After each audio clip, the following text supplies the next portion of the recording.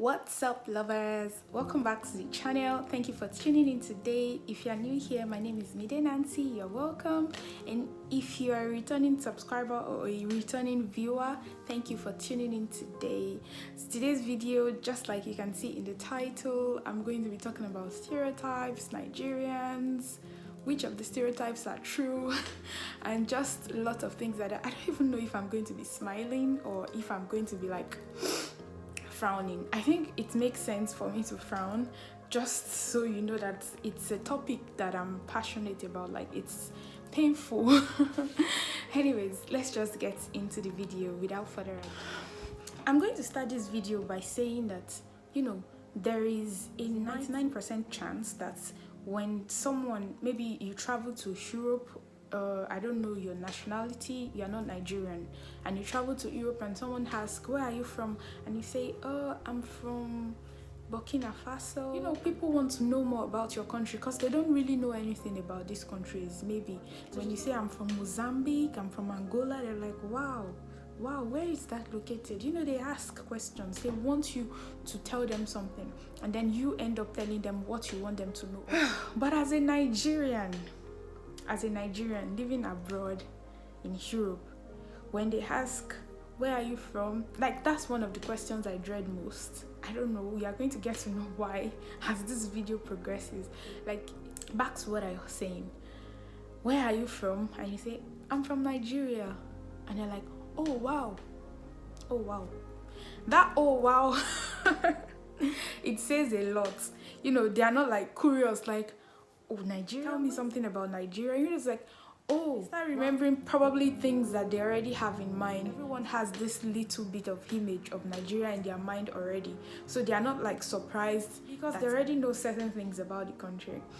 And that is what this video is going to be about. I'm going to be saying, like, mentioning few of the things that I think and I know that people already have in mind, and I'm going to be giving like instances and examples based on my experience so far. Disclaimer, I'm not saying every European or everybody thinks this way. I'm not saying that this is what everyone thinks of Nigerians. No, just based on my own experiences and opinion. That's what this video is going to be based on. So first thing, I got to know that people abroad, I don't want to like tag or name a group of people, think of Nigerians. Is that Nigerians are scammers? I know I should be crying because I'm Nigerian, and I say, oh, where? And someone asks me, where are you from? I'm like, I'm from Nigeria. And then the person just remembers one or two incidences of being scammed, or heard of someone that was scammed by a Nigerian, or so I'm going to give an example of that. So currently, as you know, I'm working in one of the European institutions in Luxembourg. So before I resumed, after I had gotten confirmation that I was coming, like I had gotten my contract and everything, so there was this group, like I went to join some Facebook groups, like I saw the link that if you've been accepted to be a trainee at so time, blah blah blah, just join this group. So I joined the group since I'm going to be part of them. So by the time you see everyone's number +40 +352 +337, and my number is +234, which is a Nigerian number. I mean, I have a French number that I've been using since 2020, but I just never thought about it that, oh, I have to create like a French WhatsApp, or I have to have another, like I have to use my French number. Like, I mean, it's just WhatsApp. You go on WhatsApp, you do what you want to do and get out. Like, why change my number? Though it never really occurred to me until now, because it was getting like up on my neck. So basically, I was the only +234 on the group, and we were few in the beginning, and everything was fine. We communicate and share information and stuff like that. No one ever questioned anything. I never even researched anybody's like code number or whatever. But what started happening? different type of people started joining the group. Different types of scammers, they joined the group. Different numbers joined the group, and then these people that send messages like pay $10 and get $1,000 in less than 2 minutes. All those scam kind of scheme. Or all these people that say join this group if you want to be a billionaire, all those type of nonsense. So basically the group admin just always removed them. So I've had people from that group too, some of those scammers that joined the group, video call me. I just suddenly see a strange number video calling me, and I just hang up and block the person. Like, I don't pick the call and I block the person. And I say it on the group that let's remove this person from this group because this person was video calling me. So it happened. I never even researched on the number of the person of whoever was like trying to call me or trying to send me personal messages from the group just to scam me, obviously. But then the group, we got more people joined the group, more real people, colleagues joined the group, and also more scammers joined the group. So I think majority, there was a particular day, I'm just going to cut the long story short. So there was a particular day that this plus 234, a Nigerian number, joined the group, or 2 Nigerian numbers joined the group, and they sent all those messages, join this group to win, blah blah blah blah blah. So by that time, the group admin already made me and someone else also an admin, so that we could all be removing the scammers. So this plus 234 number joined the group and did something and sent a message or something. So I removed the person. So there was this person that came to the group and was like, that person that I blocked, that the person was trying to video call her or something. So we're just like, just block the person. Then she was like, it's funny that I am the person removing someone else and we have the same country code from one country called Nigeria. Okay, in my mind I'm like, so what? If I remove someone that is like a scammer and the person shares the same country code with me, does that make the person my brother or my sister? Like, what correlation does that have? Like, what are you trying to say? So I asked her on the group that, okay, so what are you trying to say? Like, do you want me to show you my contracts, agreement, and everything that shows that I'm one of you guys? Or, I just felt quite embarrassed, like super embarrassed. And also in that light, even after like we had already started, like I had already resumed and few people already knew me and stuff like that, on the group more people kept joining, especially plus 234 numbers, Nigerian numbers. And then there was a guy that suggested on the group that, is there a way we can just ban all these plus 234 numbers, blah blah blah. Like, I'm on the group and I was like, maybe you guys don't try to, don't block me though. It was not funny, but I was just like, I'm sorry that plus 234 numbers are joining the group and they're like scammers and everything. I was so embarrassed. When people see these people, they remember me. That's the point. It got to a point that I started like keeping my fingers crossed. Anytime I get a notification that this type of scamming message has been sent to the group, I kind of pray that it won't be a Nigerian number, so I can just be relieved. And I don't want to, like, I was just tired of being associated with this with a group of people, but then basically anyone could have used plus 234, anyone could have used VPN, anyone could have connected from any part of the world and use a VPN and change your country code or do something. They do all this. I would not think that every German number scam or something that calls me or tells me to win a promo or something, I wouldn't think that all my German colleagues are that way. So deep down, it just makes me feel good that I'm in a position where people can see me and also see that, okay, not everyone is like this. So this is one person. So it's just, changing their perspective in the little ways I can. So that's one thing that I know that, Nigerians are classified as.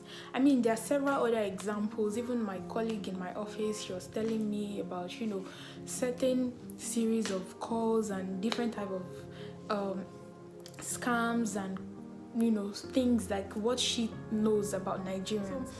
Nigerians, we really need to do better. Know that you're an ambassador of your country anywhere you are, no matter how little, no matter the country you are, you're an ambassador of your country. You should try to, let them see that these stereotypes are not entirely true. Of course, there are many people that are scammers, just like in the rest of the world, but stay true to yourself and let them educate them in the little way they can. I mean, they only believe what has happened, what they've seen, and also in that light, in that aspect, when it was time for me to get like accommodation, I searched for accommodation in Luxembourg. I mean, we got a list of landlords and landladies that we could send a message to. Like we could send messages to more than 200 people on that list. I'm sure I sent more than 60 messages, like mails, not with number, like by mail. Out of half of them that replied, some of them ask, where are you from? When I tell them I'm Nigerian, they don't even want to meet me.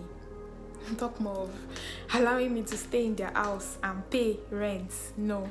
So they don't get back to me.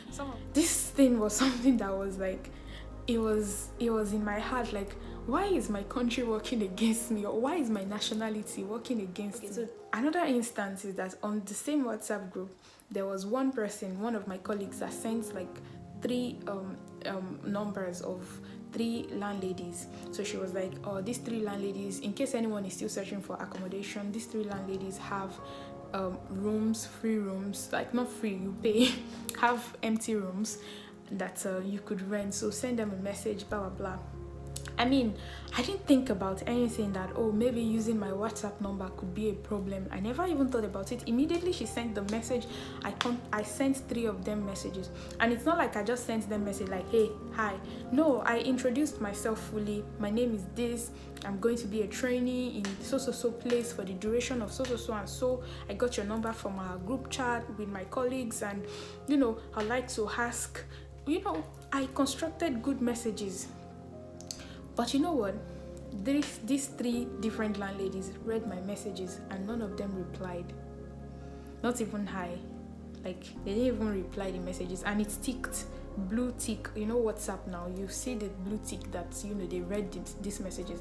So maybe after reading the message, they thought about +2, 3, 4, they browsed it, they saw it was Nigerian. Oh no, I'm not replying. I mean, this was something on my mind, like, why would you guys not reply me, and then you reply my colleagues? Like, that was the moment where I started thinking that, okay, I think I have to get a French WhatsApp. I have to activate my French number for WhatsApp, and because I was fed up of like the whole stereotype of why are you not replying me.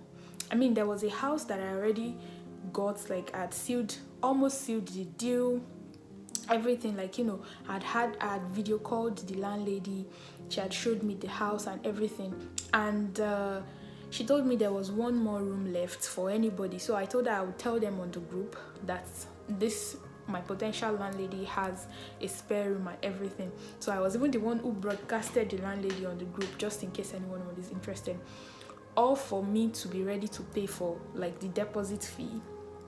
And the woman just, because I sent her my contract, so maybe on my contract she saw Nigerian, nationality Nigerian, so or something. I don't know. That's what's on my mind. That's what I just felt. I was ready to pay. I told her to send me her account details, and she said, "Oh, I forgot to tell you, like the rooms are no longer available." I'm like, what? I don't understand. Like, why are the rooms no longer available? Like, I mean, I was the one who went to the group to tell my colleagues that 1 room is left in the house that might be my house soon, that anybody who's interested in paying and everything. Like, why would I be shanked? Like, I was just exed, and then you took money from others to you, like, she was like, and normally it's like first come first serve. Like, we already video called, you already got my contracts, everything was already settled. I was just supposed to pay. And she has my WhatsApp number because we communicated on WhatsApp. Maybe she never actually researched the country or whatever at that moment, because she had my WhatsApp number. She could have asked me like, are you paying today or not, because it's first come first serve. I mean, she could have said that, and I explained my situation to her, that I was still trying to sort out my residence permits, and it was a whole lot of emotional breakdown for me, because it was few days for me to travel, like few weeks to my travel dates, and the accommodation I thought I had was totally off, like out. I didn't have anywhere to stay, and at this time houses like already increased the closer the dates, so it was super frustrating. I had to open a French WhatsApp number because of this, because of the whole +234 +234 scam. So that's the first thing I feel like Nigerians are associated with.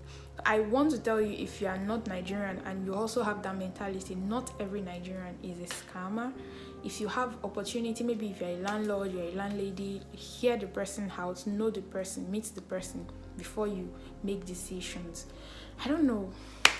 That's the first part anyways. That brings me to my next point. While I was pondering on these things, like I was just like, what could be causing all these things? Like, that when I resumed, I felt so out of place at first. An European institution, everyone was European, and it was like, when you tell them you're Nigerian, oh wow, and they're like, they don't really want to know more, they don't want to be friends with you. Like I felt the people backing off. It was a long story. I don't want to go into details. I'm not saying that it's their fault. Like, I mean, they just wanted to be careful, keep a safe distance and everything at that moment. So I pondered about it, only for me to get a letter in my mailbox a few weeks after. And it was from someone that is like a father to me in France. He sent it from France to my mailbox here. And I opened the letter, like what's in this letter, and I found newspapers. It's so funny to me now, but that day I was like hot. So, he attached a note like, "Dear Ola, I've just read this article about young people in Nigeria. It is sad but very interesting." I'm going to attach the newspaper, like I'm going to attach pictures on the screen as I'm saying what I'm saying now. So basically, on the first page of this newspaper, you can see like the slum. I don't know if any Nigerian, if you know Makoko in Lagos, Lake Makoko, like those who live on water and everything, like the slum, that was on the front page of a French newspaper.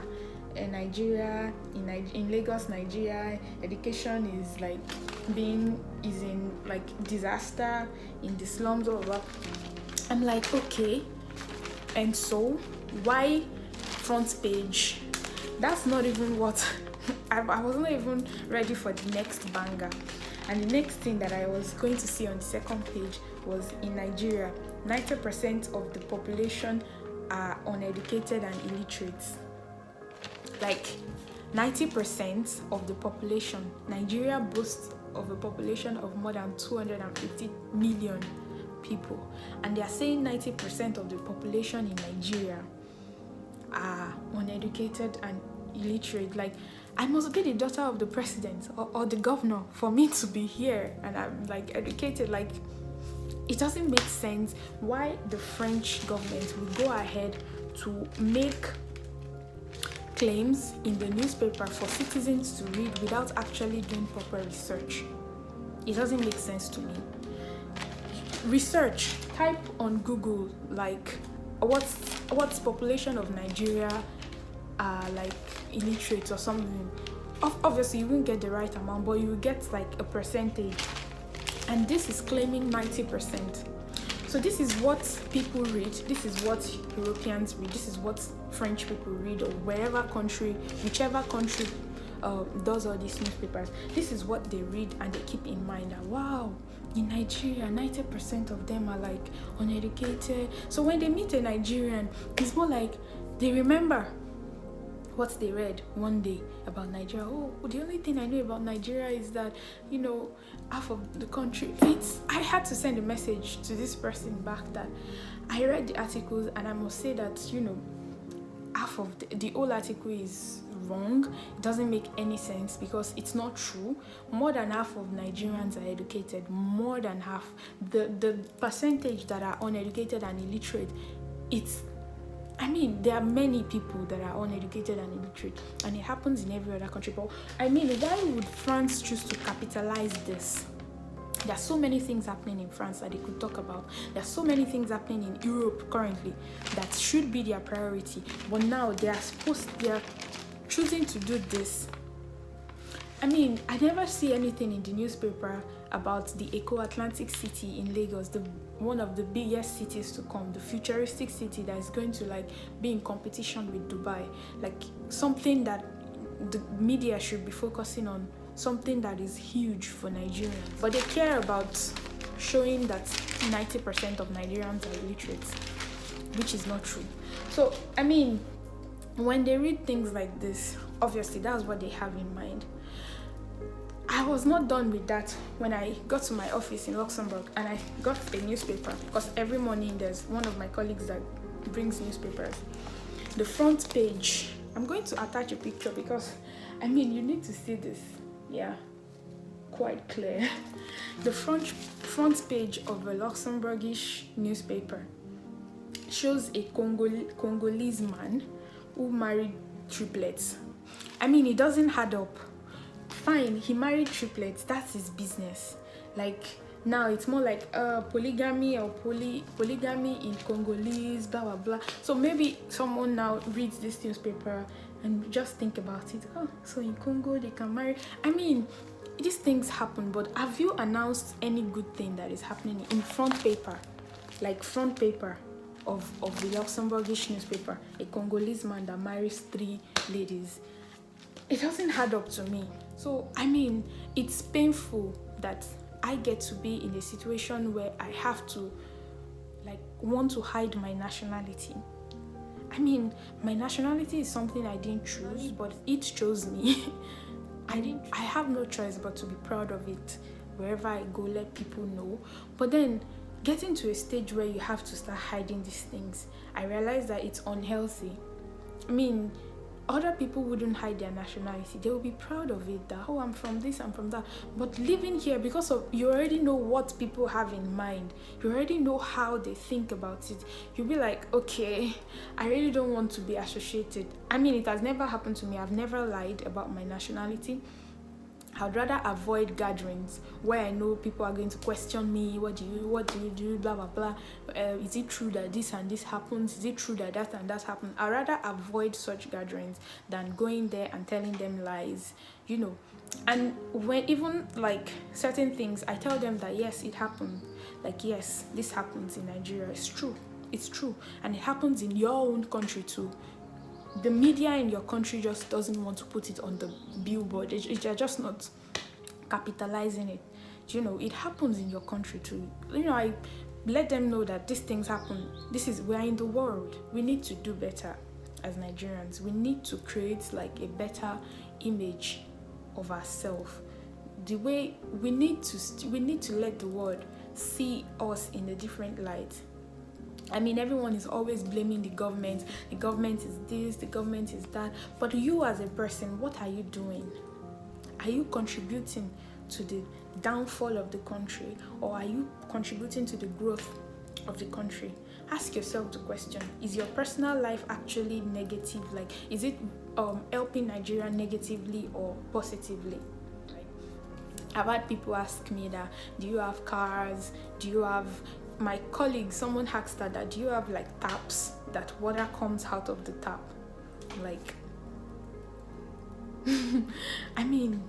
These are basic things. Even if it's not basic, why would you ask someone, do you have taps, when you have phone, you have your laptop, you can research? Are there taps in Nigeria? Are there cars in Nigeria? Are there... it doesn't make sense. It looks, to me, I feel it's a kind of mockery, because as a literate and educated person, the first thing you do is to search for certain things online. Then if you don't have a favorable answer or depending on how close you are with this person, you can ask certain questions that are not so offensive. But asking me that do we wear clothes in Nigeria, because you've watched the video Welcome to Africa, some group of people, bunch of people in the bush with leather, with animal skin around their waists, and people who don't take their baits and something. So asking me if we also live like that is just uncalled for. So I mean, people that are not Nigerians, please also do your research. Another stereotype about Nigerians, which I think is true, is the fact that Nigerians are hustlers. Someone who is Polish asked me, she said she heard that Nigerians are like, they never want to settle for less. They're always like striving and everything. I'm like, it depends on what you mean, but in that situation, I think Nigerians always, like, no matter what, they don't want to accept the situation that, oh, I am this poor and I would keep being poor. Like, I mean, hustling spirit means that we just want to do everything possible to just change our situation. That's why you'd see at least one Nigerian in every country. That's one thing I found out. There are Nigerians in China, in Korea, in just name the country. There are going to be Nigerians there. Nigerians are everywhere, and we are so many, so we don't have a choice. I don't see it as a negative. I think every one of us should have a bit of it in us, like hustling spirit, but not when it becomes like, the only drive to your life. Like, oh, you just want to do this, and you don't care the means by which you want to acquire what you want. Like, I think it's everyone's duty, before you assume or come to a conclusion about a group of people, try to do your own research. Try to do your research. Ask genuine questions, sincere questions, not questions coming from a place of mockery, coming from a place of, you are bigger than the person, you are in a better place. I mean, we all didn't choose where we were born. We just happened to meet ourselves there.